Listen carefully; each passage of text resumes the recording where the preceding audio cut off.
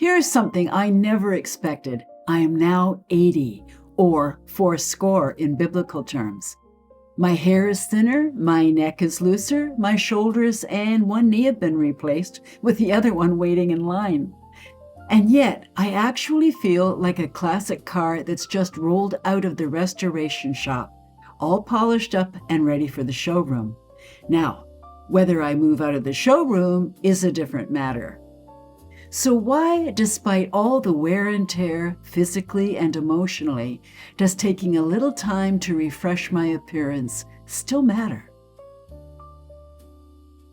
Welcome to the more mileage, the more wisdom stage of life.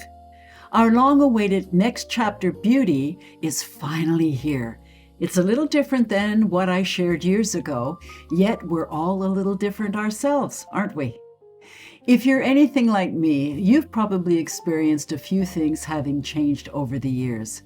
Our skin, hair, nails, bodies have all changed, and some of our priorities have changed too. Perhaps most importantly, our tolerance for nonsense has changed. We no longer have the time, money, energy, or more importantly, the inclination to chase every beauty brand, miracle cream, and social media promise that comes along. We've got caffeine to consume, books to read, heating pads to fire up, people to love, and lives to live and enjoy. So I thought it might be time for a refresher for this stage. Not a makeover, not a reinvention, not an attempt to look any other age than what we are. Just a practical, intelligent update for the chapter we're living right now. Many of us now have more mature skin, changing facial contours, hair loss, different priorities, and perhaps a little less patience for complicated routines, endless products, and beauty advice that simply doesn't deliver real results. Over the coming weeks, we're going back to the fundamentals. Not the latest trends, not the newest miracle products, not the latest social media promises. Just the proven skills, techniques, and habits that help us look polished, confident, and feeling our best selves with minimal time and product investment. And this time, we're going a little deeper. We'll be talking about all things related to inner and outer beauty, balance, and the simple adjustments that help us present ourselves well in today's world. Because the truth is, good skin, healthy hair, and vitality on all fronts doesn't begin at the makeup counter. They begin with how we live, what we eat, when we move, how we rest, systems we use to care for ourselves, and how we choose to think. We'll also be holding live sessions throughout the series where we can compare notes, answer questions, share experiences, and continue learning together. I already have a library of videos that support many of these topics.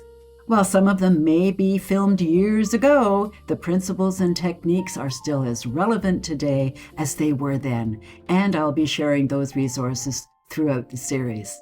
The goal isn't perfection. The goal is participation, with the aim to adjust and hone our skills and looks for where we are now.